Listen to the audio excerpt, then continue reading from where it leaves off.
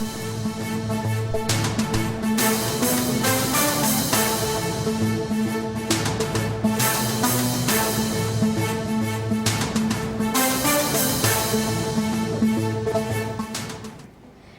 ఉపరాష్ట్రపతి ఎన్నిక జరగనుంది.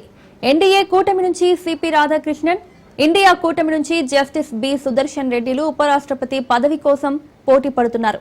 ఉదయం 10 గంటల నుంచి సాయంత్రం 5 గంటల వరకు పార్లమెంటు భవన్లోని వసుధా కాంప్లెక్స్ లో పోలింగ్ జరగనుంది. Rajya Sabha secretary general PC Modi returning అధికారిగా వ్యవహరిస్తారు.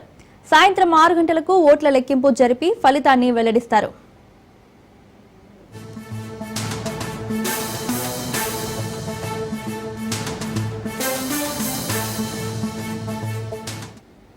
ఉపరాష్ట్రపతిని ఎన్నుకునేందుకు ఓటింగ్ లో మొత్తం 782 మంది సభ్యులు పాల్గొననున్నారు. లోక్సభలోని 543 మంది సభ్యులు, రాజ్యసభలోని 233 మంది సభ్యులు, 12 మంది రాష్ట్రపతి నామినేట్ చేసిన సభ్యులు ఓటర్లుగా ఉంటారు. మొత్తం సభ్యులు ఓటింగ్ లో పాల్గొంటే 392 ఓట్లు వచ్చిన అభ్యర్థిదే గెలుపు.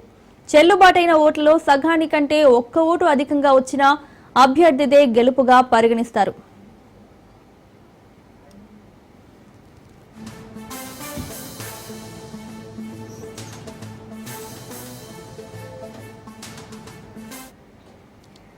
సంఖ్యాబలం పరంగా చూస్తే ఎన్డీఏ కూటమి స్పష్టమైన ఆధిక్యంలో ఉంది.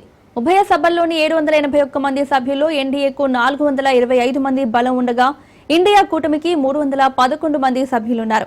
ఎన్డీఏ అభ్యర్థికి వైసీపీ మద్దతు ప్రకటించడంతో ఆ కూటమి బలం మరింత పెరిగింది. ఇక ఇదే అంశానికి సంబంధించి మరింత సమాచారం మా ప్రతినిధి సైదులు అందిస్తారు. సైదులు చెప్పండి. మౌనిక, ఉపరాష్ట్రపతి ఎన్నికకు సర్వం సిద్ధమైంది. కేంద్ర ఎన్నికల సంఘం ఈ మేరకు అన్ని ఏర్పాట్లు చేసింది. ఆరోగ్య కారణాల రీత్యా జగదీప్ ధన్ఖడ్ రాజీనామా చేయడంతో ఖాళీ అయిన ఈ పదవికి ఈ రోజు ఎన్నికలు జరగనున్నాయి. పార్లమెంట్ భవన్ లో పోలింగ్ ప్రక్రియ సాగనుండగా బీజేపీ నేతృత్వంలోని ఎన్డీఏ పక్షాల అభ్యర్థి సిపి రాధాకృష్ణన్ అభ్యర్థిగా ఉన్నారు.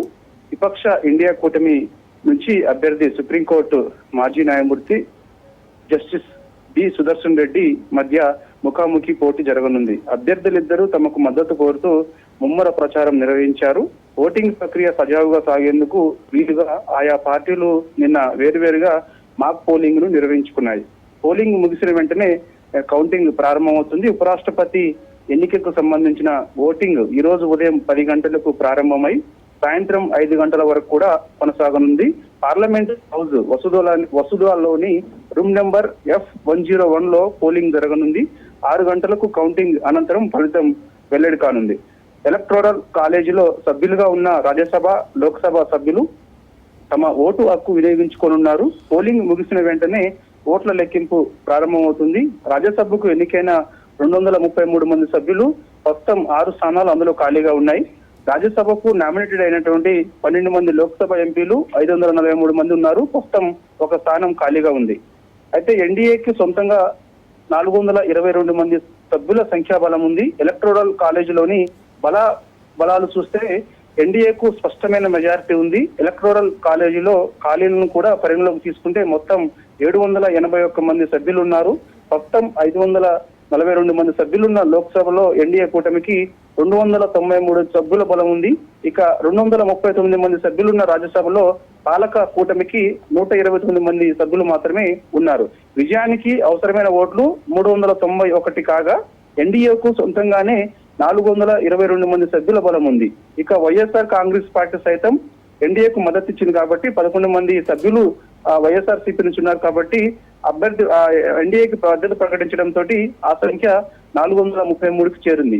ఇక విపక్ష ఇండియా కూటమికి 2 సభలో 311 అంటే లోక్సభలో, రాజ్యసభలో కలిపి వారికి ఉన్నటువంటి మద్దతు ఓట్ల పరంగా, ఎంపీల పరంగా చూస్తే 341 మంది ఉన్నారు. ఈ కూటమికి ఆమ్ ఆద్మీ పార్టీ కూడా మద్దతు ప్రకటించింది.